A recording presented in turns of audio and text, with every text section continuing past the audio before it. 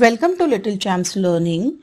In the last video, we learned how to find common denominator by multiplying the denominators on opposite sides. You can see the same on the screen. Since it is easy, we use it quite often. But this method is not always the best, as I could show you few examples where it would be advisable to use different method than using the previous one. In the first case, when the first fraction's bottom number is multiple of another fraction's bottom number, and finding the common denominator by this method is called least common denominator. To find least common denominator, first we need to figure out the least common multiple of the two bottom numbers.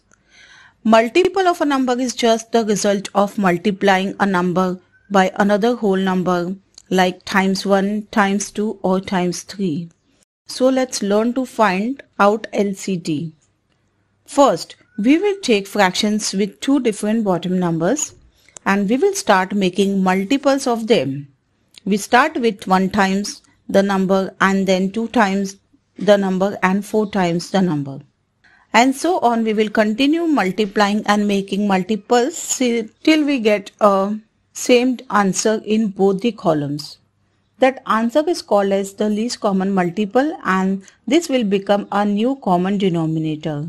Once we know what the least common denominator is, we have to figure out which whole fraction we need to multiply unlike fractions with to get new fractions with common denominator. The solution is to use same number which resulted in common multiple. For example, if we multiply by 4 to get the common multiple for the first unlike fraction, then we will use 4 over 4 for our first unlike fraction. And if we have used 7 to find our second same multiple, then we will use 7 over 7 for our second unlike fraction. Confused, right? Let's solve few more examples to get hang on it. Let's start one more example. If we have two fractions 2 over 5 plus 3 over 15 which have different denominators.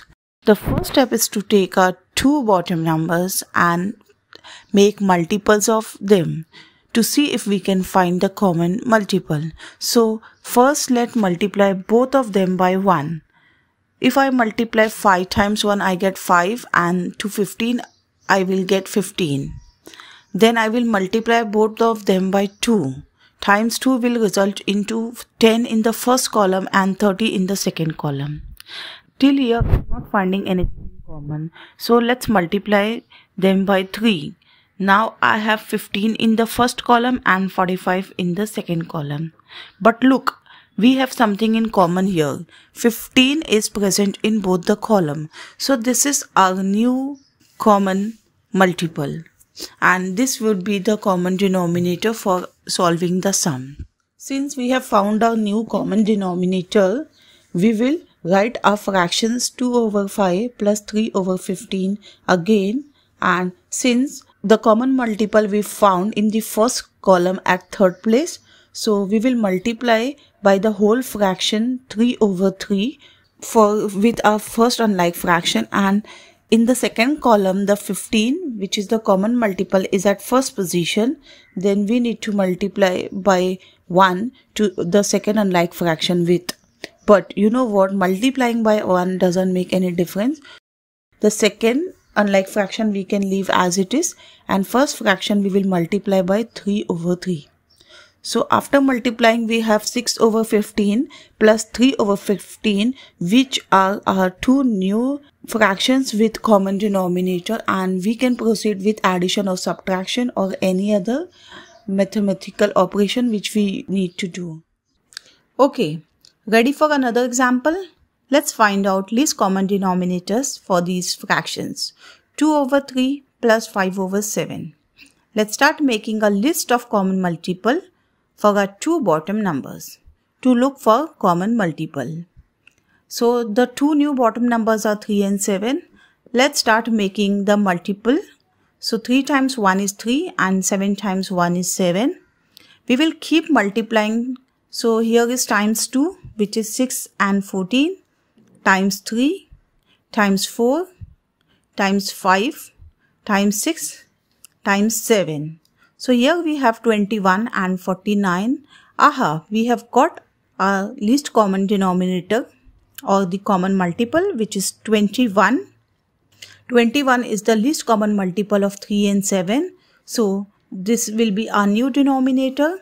Let's figure out which whole fraction we need to use to make our fractions have that denominator. We will use 7 over 7 for our first unlike fraction, since 3 times 7 gives us 21, and we will use 3 over 3 for our second unlike fraction because 7 times 3 gives us 21. Now when we multiply, we get two new equivalent fractions with the same denominator. So the new two fractions are 14 over 21 plus 15 over 21. We add them as normal. 14 plus 15, that will give us 29, and 21 will remain as it is. Since this fraction is improper fraction and it will be further reduced to the mixed numbers. So let's meet in the next video to unlock the secrets of improper fractions and mixed numbers. Till now it was all about the common denominators. Thank you so much for watching, and let's meet in the next lecture.